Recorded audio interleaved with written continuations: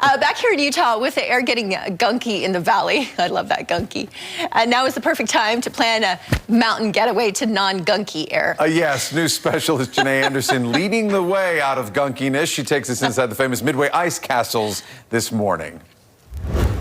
That's right. They are officially up and running, open for business. This is about the 10th year that the ice castles have been here in Utah. Each year is a little bit different, and if you ask me, a little bit more magical each year. This is Brent Christensen. He is the founder. Okay, Brent, what can people expect this year when they come out to these? Well, it's still ice, and it's still beautiful, but we have changed the design a little bit. We've added some features, some different light features. Okay. We've also tried to create a space that flows a little differently so that people can space it a little bit. It is actually pretty spacious when you come in here. I know in years past, like, there were tighter corridors, but everything seems to be a little bit more spread out this year. Was that intentional? That was intentional, and the directionality of it, and we have also reduced our volume substantially, so okay. that should help. What do you recommend people wear or bring when they come out to these? Because there's nothing worse than being ill-prepared for this. I agree, and I'm always surprised, people coming to an ice castle, the footwear they choose for such an evening. And sometimes the ground is, it's always kind of tilled up and loose, and sometimes it's a little deep.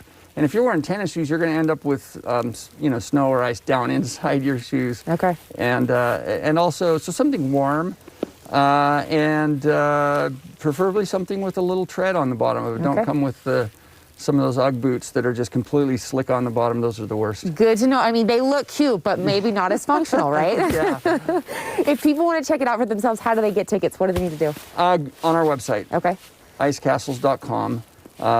Due to capacity restrictions, really the only way that you can get tickets. Okay, and do you have to reserve a time slot for this? Okay. Mm-hmm. Yeah, so we have time slots. You go on, you pick a time slot, period of time in which you want to come. You don't have to leave within that time period. You know, if you come toward the end of your time period, it's kind of a rolling thing, and it regulates really well. But you pick a time slot, a day, and a number of people, and it'll get you set up. Okay, sounds good. That website one more time.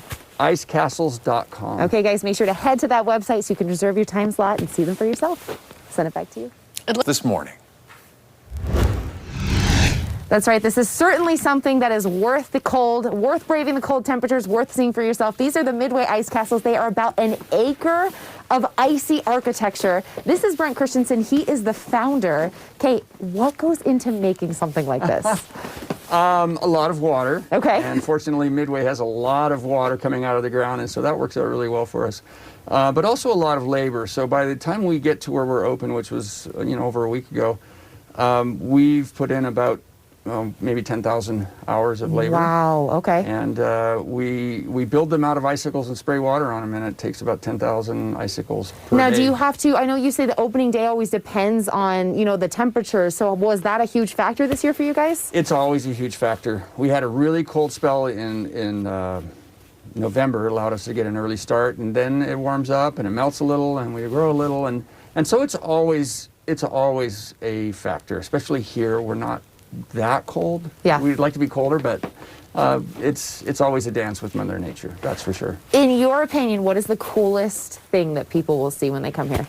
Oh wow, that's tricky. I know, I'm putting you on the spot. I think one of the crowd favorites is just getting into some of the tunnels and Okay. archways and looking up and seeing all this beautiful ice hanging from the ceiling like these natural chandeliers. And it's really cool now because it's dark, so we can see the light that goes into it. But you guys are open daytime too, correct? Right, we're open daytime as well, and hours depending on the day of the week and Okay. weekends.